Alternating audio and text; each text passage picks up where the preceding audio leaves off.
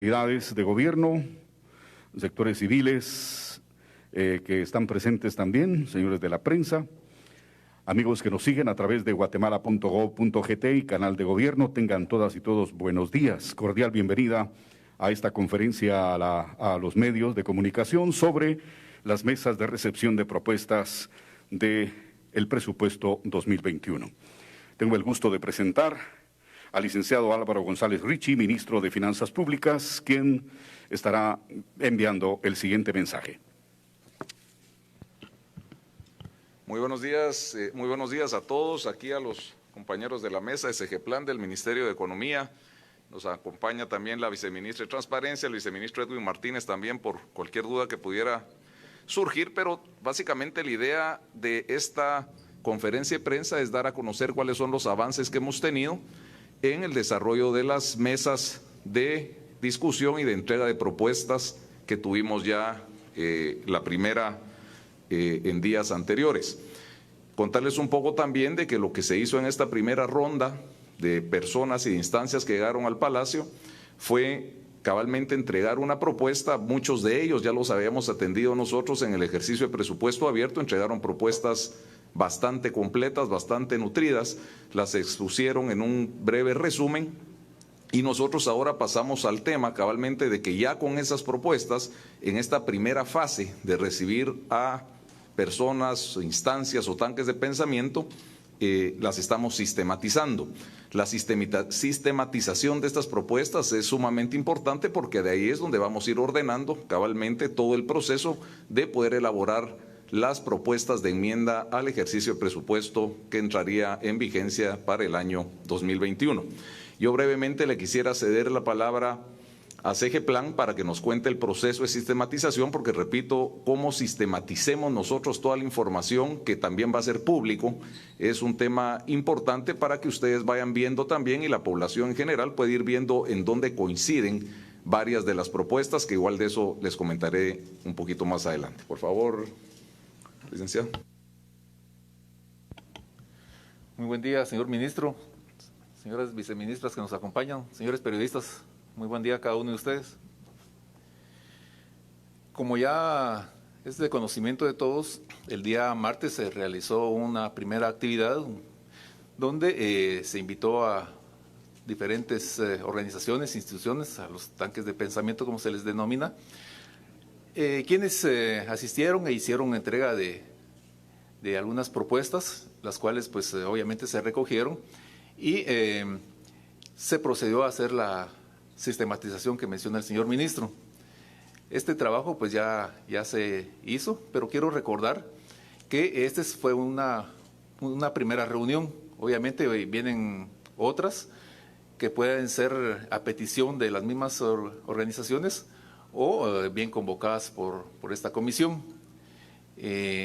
Ahí pues obviamente esperamos complementar, recoger más información y de hecho ya con lo que tenemos hemos iniciado a preparar un proyecto que permita pues recoger y atender las demandas que se hicieron en este primer momento, ¿verdad? Pero como repito, hay otras actividades que se van a desarrollar y que continuaremos alimentando la sistematización que ya se mencionó.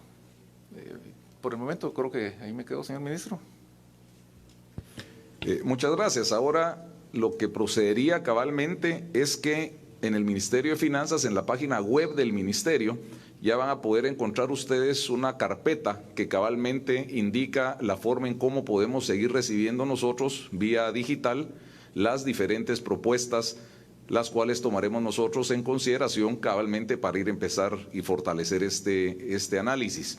Es importante también que cuando se suba la presentación o cuando suban los requerimientos o lo que quisieran entrar a discusión del presupuesto vigente, también digan si quisieran hacerlo o exponerlo de manera pública para también poder coordinar y volver a hacer otro evento como el que hicimos nosotros recientemente.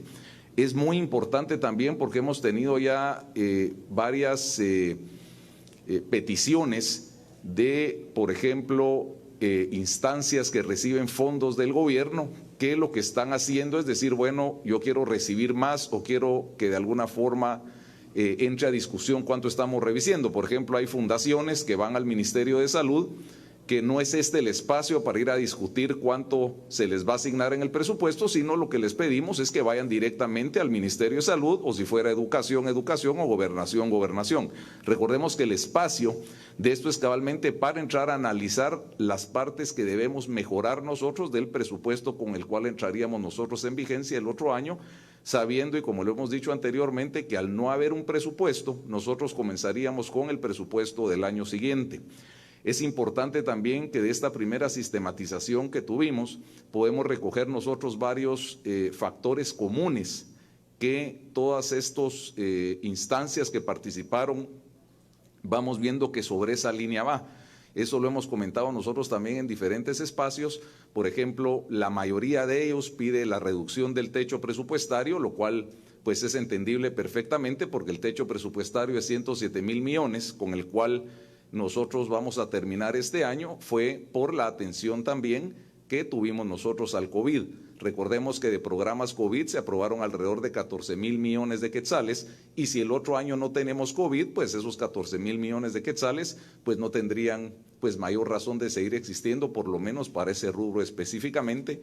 Se ha pedido también la reducción del monto de la deuda, que también si reducimos nosotros el techo presupuestario, también obedecería a que va a haber una reducción en la deuda. Hay una cantidad de recaudación, diría que también es mayor a la que inclusive estaba en el presupuesto que entregó el Ministerio de Finanzas a la Comisión de Finanzas, y eso también lo que va a hacer es que va a reducir la deuda, porque lógicamente si bajamos el techo y subimos la recaudación, la necesidad de la deuda también va a ser menor, y eso se va a ver reflejado en el déficit fiscal, que nosotros también es una de las peticiones de la mayoría de propuestas que tenemos. Teníamos un déficit fiscal presupuestado dentro de lo que entregó Finanzas, incluyendo el capítulo de reactivación económica, de 4.9%, y lo que se está pidiendo es cabalmente que ese déficit fiscal no supere los 4% y que tengamos una ruta bastante definida y comprometida en donde podamos regresar a niveles del 2 o 2.2%, que es lo que recomiendan las instancias calificadoras de riesgo país o el mismo Fondo Monetario Internacional. Otra fecha que tenemos que mencionar es que tendríamos nosotros para recibir estas propuestas hasta el jueves 3 de diciembre, ¿verdad? Es el tiempo en el cual vamos a recibir las propuestas.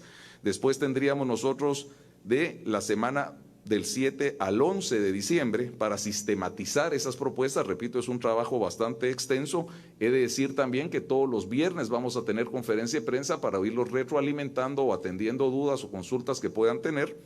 Y lo que seguiría después de esto ya sería una reunión pública, en donde nosotros con toda la sistematización de todo lo que recibamos también podamos conocer, diría yo, dos temas muy importantes en lo que podamos entregar al Congreso nosotros el próximo año. Una de ellas es conocer también las normas presupuestarias, porque el presupuesto de ingresos y egresos de la nación no solo son los números, sino que también las normas presupuestarias que rigen el presupuesto. Ahí es donde se pueden incluir normas de transparencia, normas de calidad del gasto, normas de cómo distribuir recursos, por ejemplo, a consejos de desarrollo. Entonces, ese espacio va a ser muy importante también para que se pueda discutir abiertamente, y también tendremos una presentación de SAT, porque recordemos que el presupuesto, la mayoría de nosotros, la mayoría de las personas ve solo el rubro de gasto, pero para que nosotros podamos financiar ese gasto nos hace falta la recaudación.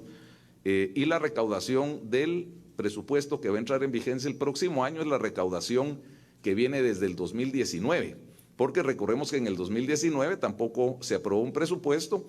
Esa recaudación de 64,000 millones de quetzales por el tema del COVID cayó a 57,100 millones de quetzales, subió a 61,300 millones de quetzales en el ejercicio que entregó el Ministerio de Finanzas, y en el Congreso subió alrededor de los 63,000 millones de quetzales en el presupuesto que se había aprobado, pero como bien sabemos, pues el presupuesto ahorita ya se archivó.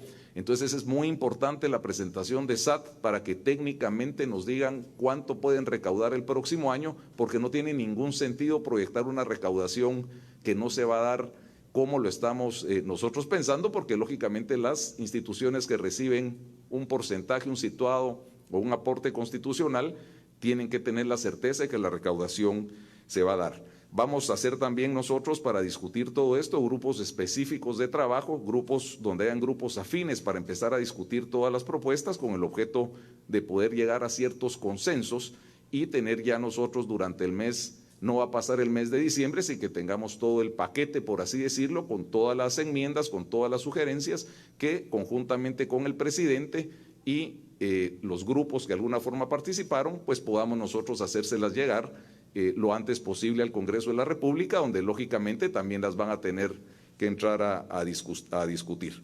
Entonces, nosotros la fecha que tendríamos, diría, para terminar este ejercicio, podría rondar a finales de la tercera semana de diciembre, en donde ya deberíamos tener nosotros lo ofrecido por el señor presidente del grupo de enmiendas, la propuesta, diría, debidamente consensuada con quienes quisieron participar, para que esto se pueda discutir el próximo año.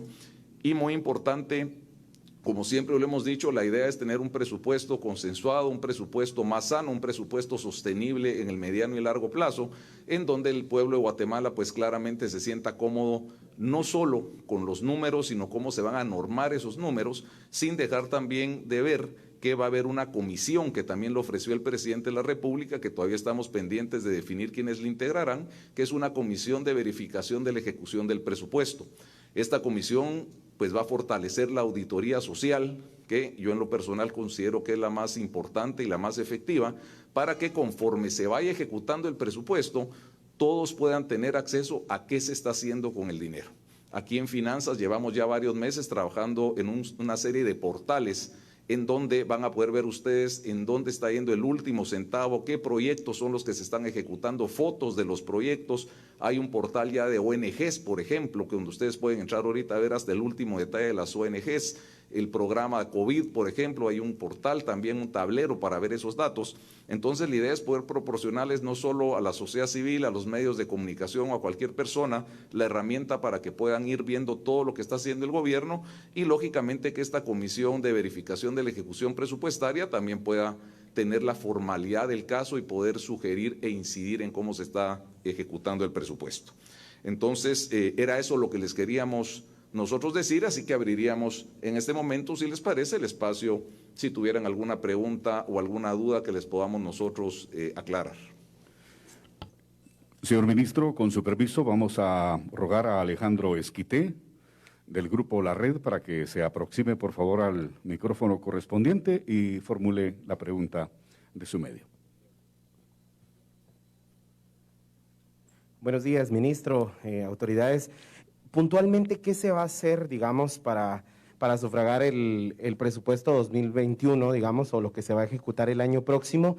Y quisiera saber quiénes fueron los organizadores de la mesa, esta que se celebró hace algunos días, y la razón por la que el vicepresidente no participó, si se excusó de participar o no fue invitado a la misma. Y adicionalmente, ayer el Ministerio de Salud anunciaba que necesitaba cerca de 472 millones de quetzales para poder pagar las vacunas COVID-19, que es lo que les hace falta en determinado momento. ¿Eso ya está contemplado o se está buscando algún rubro específico? Y finalmente, ministro, en la propuesta que usted planteó anteriormente, hablaba de un capítulo de reactivación económica. ¿Cómo se va a trabajar y qué se va a hacer, dado que ese presupuesto pues no está vigente o no se va a trabajar? Gracias. Muchas gracias. Tal vez yendo en orden de cómo lo apunté acá.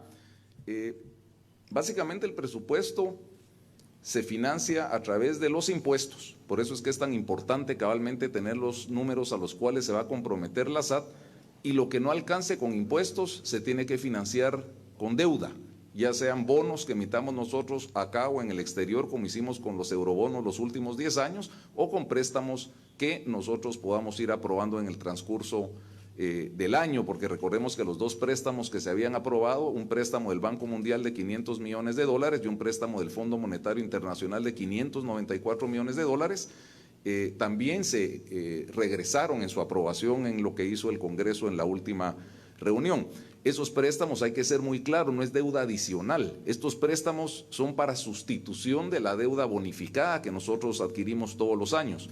Y para dar el ejemplo de por qué tenemos que regresar esos préstamos otra vez al Congreso, un préstamo como el del Fondo Monetario Internacional, que está a una tasa del 1.5% anual, cuando lo comparamos nosotros con la deuda bonificada, que puede ser del 5.5% anual, nos damos cuenta que solo en intereses, tener ese préstamo en vez de bonos nos ahorraría casi 200 millones de quetzales al año.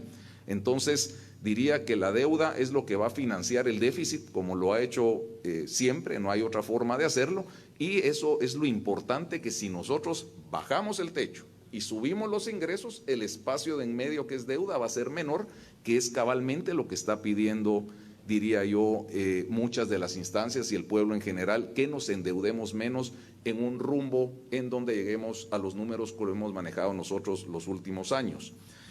Salud, yo tuve oportunidad de platicar también con el doctor Asturias hace unos días y le aclaré que para este año hay 400 millones de quetzales en el Ministerio de Salud para vacunas, de los cuales ya se desembolsaron 333 millones, y aparte, como estamos trabajando con el mismo presupuesto, siguen los mismos 400 millones para el otro año. Pero he de mencionar que también habían 400 millones de quetzales en el presupuesto que se había aprobado, porque los números que a nosotros nos entregó el Ministerio de Salud es que iban a necesitar entre 800 y 1,000 millones de quetzales.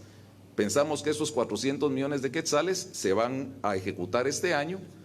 El próximo año serían los otros 400 millones de quetzales, y si fueran necesarios 200 millones más, repito que es el número que ha pedido el Ministerio de Salud, pues claramente tendríamos esos 1,000 millones de quetzales, que es lo que la COPRECOVID ha definido. Yo también soy parte de la COPRECOVID, por eso me he preocupado personalmente de que tengamos los fondos necesarios para que las vacunas puedan venir de una manera oportuna y pronta a todo el pueblo de Guatemala. Tema de reactivación es un buen punto, porque el presupuesto de 99,700 millones de quetzales, que es el techo, digamos, porque no es lo mismo lo que entregó el Ministerio de Finanzas al Congreso de la República a lo que salió del Congreso de la República, porque hicieron algunos cambios, aunque el techo fue el mismo, incluía un capítulo de reactivación económica de 4,539 millones de quetzales. Eso, al no haber presupuesto, pues claramente ese capítulo desaparece. Pero ahora también ya no solo es reactivación, porque cuando entregamos ese presupuesto tampoco había venido la tormenta ETA. Y esta tormenta ETA ya no es tanto reactivar, sino va a implicar reconstruir el país. Se ha hablado, aunque ese número lo está trabajando CEGEPLAN conjuntamente con el apoyo de la CEPAL, como se ha trabajado en la mayoría de las catástrofes naturales que hemos tenido, van a dimensionar cuánto va a costar esa reconstrucción. Esa reconstrucción no es barata, recordemos que hay alrededor de 108,000 familias que están ahorita sin cultivos, sin comida, muchos de ellos sin vivienda, y nosotros tenemos que empezar a responder en el corto plazo, más la reconstrucción de puentes y carreteras que fueron dañadas. Entonces, lo que vamos a hacer nosotros en este ejercicio, que por eso, como le he dicho siempre, es un ejercicio que yo lo veo muy positivo, es que vamos a tener el presupuesto, vamos a definir la reactivación y vamos a definir la reconstrucción, pero todo eso lo vamos a poner de una forma separada, porque cuando juntamos todo es a veces cuando comienza la confusión. Sí, la idea cabalmente es que nosotros podamos discutir durante este mes, y con el aporte no solo de CEGEPLAN, sino los números que se van obteniendo, también cuánto vamos a ir dejando en cada área para que lo que podamos nosotros sugerir pues vaya y obedezca a datos eminentemente técnicos. La última pregunta del señor vicepresidente. Recordemos, fue una iniciativa del presidente, desconozco si él tuvo invitación, probablemente estuvo en el interior del país, yo sé que él estuvo saliendo bastante, lo coordinó CEGEPLAN, que CEGEPLAN va directamente relacionado con la presidencia, y por eso es que el ejercicio pues claramente se manejó de esta manera. Muchas gracias.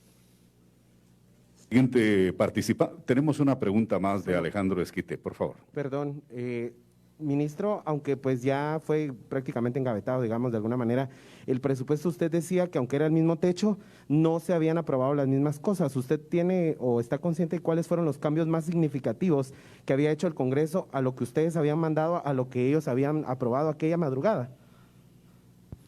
Sí, no todos, pero sí podría, algunos de los principales cambios que hubieron es en los 2,882 millones que se habían designado para el Ministerio de Comunicaciones en el capítulo de reactivación, hubieron algunos ajustes porque, repito, cuando lo hicimos nosotros acá no había venido ETA, pero cuando lo aprobó el Congreso ya había venido ETA. Entonces habían pasado ciertos recursos, principalmente provenientes del Ministerio de Comunicaciones, a los consejos de desarrollo, para que a través de los consejos de desarrollo pues pudieran ellos empezar a ejecutar la obra con una mayor facilidad, por así decirlo. Hicieron también algunos cambios, básicamente en organizaciones no gubernamentales, hubieron unos incrementos de 61 millones de quetzales, ¿verdad? Repartidos más o menos, no tengo en mente ahorita el detalle, porque recordemos que todo el proceso de discusión en la Comisión de Finanzas implica recibir a muchísimas organizaciones no gubernamentales y muchas fundaciones, y ellos pues en esta discusión pues deben haber tomado las decisiones, pues si los números que tienen son los correctos o no son los correctos. Hay unas normas también, recordemos que se había quedado, eso ya no está, pero sí se había asignado también una cantidad de 400 millones de quetzales a los consejos de desarrollo, porque la recaudación que se había planteado para el año 2021 era de 61.300 millones, y eso implicaba que el situado constitucional que se le da a las municipalidades era un situado constitucional muy bajo. Entonces, lo que se hizo es cabalmente asignar un fondo especial que a través de los consejos de desarrollo iba usando el mismo cálculo matemático de cómo se le da el recurso a las municipalidades pudieran tener una compensación, por así decirlo, en la baja recaudación, porque claramente estaban teniendo problemas financieros. Pero te diría, el techo se mantuvo el mismo. Otro cambio que es importante también es que al haber aprobado el préstamo del Fondo Monetario Internacional, que ahora ya no se aprobó, pero eso también bajaba el servicio de deuda y también bajaba la deuda bonificada. Ese fue un cambio importante también que esperaríamos nosotros también proponerlo para que se pueda aprobar lo antes posible, porque recordemos que esos préstamos son meses de negociación. Y ya habíamos nosotros, pues, de alguna forma anunciado al Fondo Monetario, al Banco Mundial, que esos préstamos ya estaban aprobados, y lógicamente ahorita que se desaprobaron, pues también nos han dicho que cuál va a ser el paso a seguir, porque repito, son recursos que si no los usamos nosotros, los usan otros países. Los préstamos que vienen de fuera, por lo general, tienen mejores condiciones financieras y mejores plazos que la deuda que nosotros obtenemos a través de los bonos. Muchas gracias. Siguiente participante, el periodista Brian Choi, de Grupo Nuevo Mundo. Buenos días. Aprovechando la presencia de la viceministra de Economía, quisiera consultarle si se tiene conocimiento cómo marcha el tema del Fondo de Protección al Empleo, ya que pues hace algunas semanas el Congreso de la República había dado a conocer que se debería seguir pagando este fondo hasta que finalizara el año. Y para el ministro, pues me gustaría consultarle también si se tiene conocimiento, por ejemplo, de cómo en este caso avanzan los comunicados que ha dado a conocer diferentes agencias calificadoras, como por ejemplo Fitch Ratings, y también el comunicado que dio a conocer Standard & Poor's acerca de los bancos que se encuentran en riesgo en Guatemala, si se tiene conocimiento y cuál es la postura al respecto, por favor. Muchas gracias, buenos días a todos. En el caso del Fondo de Protección del Empleo, hay que recordar que es un mecanismo en el que el Ministerio de Economía lo que hacía era revisar las personas y los expedientes que estaban aplicando, pero en realidad la suspensión de las condiciones de un contrato de trabajo tiene que ser aprobada por el Ministerio de Trabajo. Para explicarles en qué consiste una suspensión. En un contrato de trabajo hay dos obligaciones principales. Por parte del patrono es pagar el salario y por parte del trabajador es efectuar el trabajo para el cual ha sido contratado. Cuando se da la figura de la suspensión de los contratos de trabajo, eso significa que ninguna de las dos partes cumple su obligación por circunstancias extraordinarias, pero el contrato de trabajo sigue vigente, de manera que todo el pasivo laboral que le corresponde a un trabajador lo puede reclamar después, pero en ese momento ni el patrono está obligado a pagar el salario, ni el trabajador está obligado a cumplir con el trabajo. Es una figura que está contemplada en el Código de Trabajo desde la creación del Código. Nunca se había empleado. Y entonces cuando surge el Fondo para la Protección del Empleo, se acude a esta figura para que no se suspenda o para que no se termine, mejor dicho, el contrato de trabajo y se puedan mantener esos trabajos durante la emergencia. A cambio de eso, el Congreso de la República aprueba que se coloquen, ordena pues, que se coloquen ciertos fondos para el pago de las prestaciones al trabajador. Y entonces lo primero que tiene que haber es una declaración del Ministerio de Trabajo donde aprueba la suspensión. Eso se traslada, todos los expedientes se trasladan al Ministerio de Economía, y el Ministerio de Economía lo que hizo fue buscar el mecanismo más fácil para pagarle a los trabajadores y luego también tener estadísticas de qué sectores eran los más afectados. Así que ahora con esta disposición del Congreso, entonces tenemos que sentarnos nuevamente todos los actores para dar cumplimiento a la ley. ¿Alguna otra intervención? Tal vez solo perdón, aclarando el tema que tal vez me va a ampliar aquí la viceministra de Economía con el tema de los comunicados. Ese es un tema de verdad sumamente importante que puedan recoger los medios de comunicación, porque fue una situación tensa, delicada para el país y también delicada para los bancos. Y antes tal vez de pasarle y cederle la palabra a la viceministra, solo en el tema de los bancos, ¿por qué salió esa nota de los bancos? Porque el proceso manda a que un banco no puede tener mayor calificación que un país. Entonces los bancos que salieron en la lista son bancos que tienen calificación internacional. Entonces, al bajarle la perspectiva al país, automáticamente le bajaron la perspectiva a los bancos que tienen calificación internacional. Pero es importante aclarar que los bancos que les bajaron no es por ninguna condición adicional, sino que al haber bajado la perspectiva del país, por el tema que tal vez ahorita nos va a ampliar la viceministra, también bajaron los bancos. Eso claramente se va a solucionar al momento que, como ya se solucionó, que ustedes han visto en los comunicados, pues claramente esa nota hacia los bancos también va a regresar, así como va a regresar la nota que tenía el país anteriormente. Pero yo tal vez le cedería la palabra a la viceministra que nos cuente un poquito de cómo fue el proceso, porque fue un proceso que comenzó el 3 de este mes y se logró solucionar a la brevedad con la mejor comunicación entre el Ministerio de Economía, el Ministerio de Finanzas, los abogados, los bancos de fuera, los tenedores de los bonos, y ahorita pues nuevamente estamos ya esperando que la situación se normalice. Gracias, señor ministro. Esta declaración de las calificadoras en realidad lo que hizo fue poner en un watch list, o sea, en una lista de vigilancia la situación de Guatemala, porque había habido un retraso en el pago de los intereses que les corresponden a los titulares de los bonos. La razón fue un embargo precautorio que fue solicitado por la empresa Teco Guatemala Holdings, que inició una reclamación contra el Estado de Guatemala hace 10 años. La razón de la reclamación contra el Estado de Guatemala fue que la Comisión Nacional de Energía fijó de una manera distinta a como se había fijado la tarifa de distribución para el periodo 2008-2013. Como ese cambio se dio en el momento en el que ya se estaba discutiendo la tarifa que correspondía a ese periodo, la empresa fue a un tribunal arbitral para reclamarle al Estado de Guatemala esta medida administrativa. Eso, como repito, fue hace 10 años, no fue hace poco tiempo, y la razón por la cual se acude a un tribunal arbitral es porque así está establecido en los acuerdos para la protección de inversiones.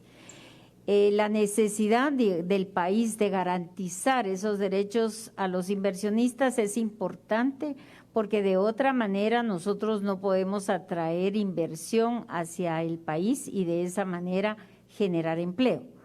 Y no solo en la protección de la inversión, sino también toda la estabilidad macroeconómica y la estabilidad del país.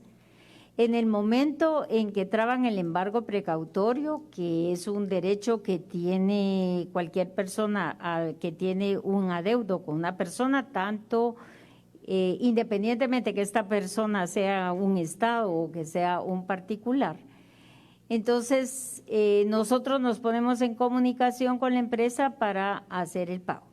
El pago ya era firme desde hace algún tiempo y lo que se estaba discutiendo en las Cortes era que se esperara a un segundo laudo que todavía estaba pendiente entre las mismas partes para hacer el pago.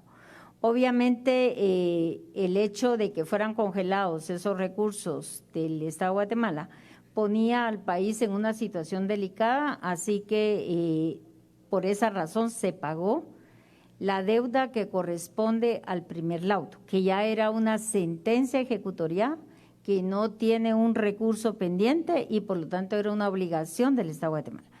Queda pendiente todavía una reclamación de la misma empresa por los daños que queda pendiente de pago, no de discutir en los tribunales arbitrales. Por daños que ellos estiman haber sufrido en el valor de sus acciones después de la medida adoptada por el Estado de Guatemala a través de la Comisión Nacional de Energía. Jóvenes periodistas, tenemos espacio para más participantes si desean. El señor Alejandro Esquité quiere hacer una repregunta, por favor. Viceministra, en ese tema, ¿cuánto fue lo que pagó el Estado de Guatemala? ¿De dónde salieron esos recursos? Y ahora que usted menciona este pago pendiente, ¿de cuánto podría ser y de dónde serían sufragados este pago? Gracias. Se pagaron 37.5 millones y un poquito más, no sé exactamente, pero en general son 37.5 millones.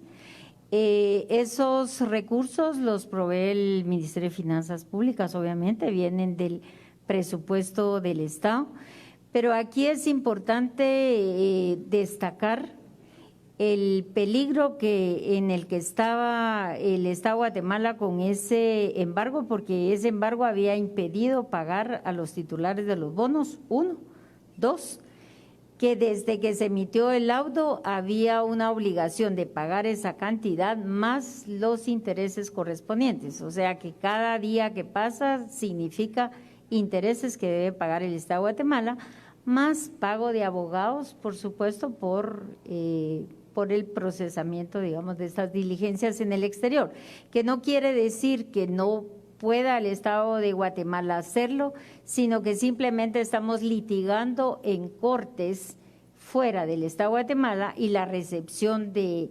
notificaciones, la contestación y todo lo más tiene que hacerse a través de un bufete que esté afuera con instrucciones del Estado de Guatemala. Participa ahora Daniel Collín de TN23 y Grupo Albavisión. Buenos días. En torno al tema, siempre, viceministra, con esa resolución, ¿cómo se puede apreciar entonces la percepción de las otras calificadoras, tomando en cuenta que, pues, en este caso, pues, Standard & Poor's emite esta opinión, Fitch, pues, lo daba con el tema de los bancos, faltan otras como Moody's, entre otras. Y para el ministro, en torno al tema de IVAPAS, en torno a la readecuación y el valor que se le pueda ajustar para las municipalidades en 2021, ¿qué evaluación podrían estar haciendo tomando en cuenta que el tema de recaudación pues podría variar, tomando en cuenta este ajuste técnico o propuesta que tiene que realizar la entidad tributaria? Y por último, esta pues evaluación también con Segeplan para el tema de obras. Gracias. Sí, tal vez solo a complementar un poquito lo que decía la viceministra. Miren, no voy a decir lastimosamente porque a todos nos gusta comer pavo, fue Día de Acción de Gracias, ya nos comunicamos nosotros con las 3 calificadoras de riesgos, en este caso es Standard & Poor's, Fitch y Moody's. Ya Standard & Poor's nos regresó, como ustedes ya se dieron cuenta en el comunicado, a la calificación y nos quitó esa vigilancia negativa, por así decirlo, que teníamos, y eso pues claramente va a impactar también en lo que pasó con los bancos. En el caso de Moody's, ellos tienen comité el día lunes, repito, ya no lo pudieron hacer ahora esta semana porque estaba pues en Estados Unidos, pues había feriado y en otros lugares, entonces esto esperamos nosotros que también el comunicado de ellos salga el día lunes. La comunicación ha sido personal yo mismo he platicado con las calificadoras de riesgos, con el Fondo Monetario Internacional, porque sí, lo menos que nosotros podemos tener es un deterioro, por así decirlo, en la excelente imagen que tiene el país ante los inversionistas. Esa excelente imagen nosotros la pudimos ver inclusive en la colocación del eurobono de 1.200 millones de dólares que hicimos este año, en donde en plena pandemia tuvimos mejores tasas que las del año pasado sin pandemia. Entonces eso cabalmente, esa sana macroeconomía se refleja no solo en esa colocación que hicimos nosotros, sino en la velocidad en que estas calificadoras de riesgo nos están regresando a la calificación que teníamos anteriormente. Un tema importante también, solo para ampliar, es el tema de los recursos. Esos recursos, recordemos que hay una circular de contención del gasto, tal vez desde marzo de este año, y hemos ido nosotros siendo muy austeros en el gasto. Hemos reducido bastante, lógicamente la idea pues era tener usar ese dinero, tal vez lo hubiéramos podido utilizar de una manera más importante ahora como para reconstrucción, por ejemplo, pero han sido economías presupuestarias que hemos tenido y nos ha permitido hacer frente a esa situación, aunque no la teníamos contemplada, porque repito, esto es un tema que viene de hace muchos años, pero sencillamente vino ahorita y había que hacerle frente a una velocidad, diría, bastante acelerada, lo cual agradecen no solo las calificadoras, sino el mismo Fondo Monetario Internacional y los inversionistas privados que tenemos acá, muchos de ellos son bancos, con quienes ya platicamos también en Junta Monetaria el día de ayer. En tema de las municipalidades, ellos están cómodos en el sentido de sus ingresos con lo que pasó. ¿Por qué? Porque al no haber presupuesto, el presupuesto vigente es el presupuesto de este año y el presupuesto de este año tiene 64,000 millones de recaudación. Entonces las instancias como la Universidad de San Carlos, las municipalidades, el Tribunal Supremo Electoral, el deporte, la CC, que reciben fondos de situados constitucionales relacionados directamente a la recaudación, con el presupuesto que queda ahora, se sienten, repito, bastante cómodos porque van a recibir más de lo que tenían contemplado si se hubiera quedado en vigencia el presupuesto que aprobó el Congreso. Ahora aquí lo importante es cabalmente definir con SAT que puedan llegar a la meta, pero aquí también hago otro anuncio que otra vez es bastante importante, en que la recaudación va para arriba. Los números que nosotros teníamos hace 3 meses, por ejemplo, en tema de remesas, pensábamos que íbamos a recibir más de 1.200 millones de dólares menos de remesas en comparación al año pasado. Ahora resulta que vamos a poder recibir 1.200 millones de dólares de remesas más. Eso no es un logro, pues digámoslo, de nosotros como gobierno, son los hermanos guatemaltecos que están allá, que están respondiendo a la apertura de la economía, están mandando sus remesas. Toda la parte de comercio exterior, la mejor época es los fines de año, como lo estamos viendo ahora, y los ingresos tributarios directos los vemos para arriba. En estos meses hemos tenido alrededor de 600 o 700 millones más de la recaudación que teníamos nosotros pensada, entonces la economía va para arriba. Y eso que va para arriba nos va a permitir a nosotros también ser positivos en el tema de la recaudación. Yo lo hablaba ayer con el directorio de la SAT, que tuvimos reunión de directorio, en que estos 64,000 millones esperamos que cuando venga la SAT a presentarse el número que podamos dejar. Porque si nosotros dejamos los 64,000 millones, eso implica que va a tener más recursos, como dije anteriormente, todas las instancias que reciben recursos directamente por situados constitucionales relacionados a la recaudación.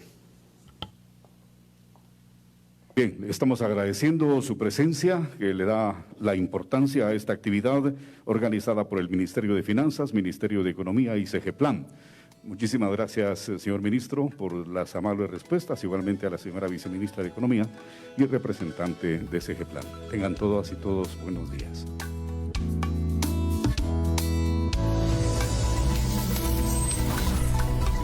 Lunes es Día del Periodista. Felicitarlos de manera anticipada a todos los periodistas, a las personas que están en medios de comunicación, porque de veras que la comunicación es algo que nosotros estamos totalmente conscientes que debemos mejorar a todo nivel. Se está haciendo mucho, pero no está llegando. Yo lo he dicho en diferentes espacios, con una buena comunicación, si se está haciendo un buen trabajo, se genera una buena percepción y la percepción se traslada a una buena realidad. Si nosotros no comunicamos de la manera adecuada, la percepción es mala y la realidad es mala. Entonces, aquí hemos hecho nosotros en el mismo Ministerio de Finanzas, eso se ha coordinado en el Viceministerio de Transparencia, capacitaciones a periodistas de cómo tener acceso a la información. En el caso particular mío, ustedes saben que estoy realmente a un WhatsApp de distancia, siempre abierto a los medios, y es la instrucción que nos ha dado el señor presidente de atender a los medios y explicar de la mejor manera lo que está pasando. Se ha hecho muchísimo, no solo en el COVID, fuimos de los países en el mundo que menor deuda adquirimos en relación al Producto Interno Bruto. Guatemala se endeudó menos del 2% de su PIB para atender el COVID. Tenemos una economía que ya se levantó, va para arriba. El segundo rebrote lo vemos que está de alguna manera, pues no fue tan fuerte como estábamos nosotros esperando. Tenemos 5 hospitales nuevos, hay 7 hospitales más ya con los fondos aprobados para empezarlos a hacer. Entonces, repito, Guatemala va bien, la economía va bien, vamos a terminar bien. Vamos a comenzar mejor el otro año, y este ejercicio de presupuesto, el que lo vea como que realmente como que es un problema insalvable, está totalmente equivocado. A nosotros este ejercicio que pasó ahora, esta demanda del pueblo que pasó ahora de poder tener un mejor presupuesto, a nosotros nos da la oportunidad realmente de ajustarnos más a lo que viene para el próximo año, que en su momento no teníamos estas condiciones. Así que de esta crisis lo que tenemos que hacer es tener una buena comunicación, sacar al país adelante y construir realmente sobre los buenos indicadores que tenemos, de verdad, señores, en todo sentido. Así que nuevamente, feliz Día del Periodista. Igual probablemente el lunes pues platicaré con muchos de ustedes, pero quería no perder la oportunidad para podérselos decir. Muchas gracias.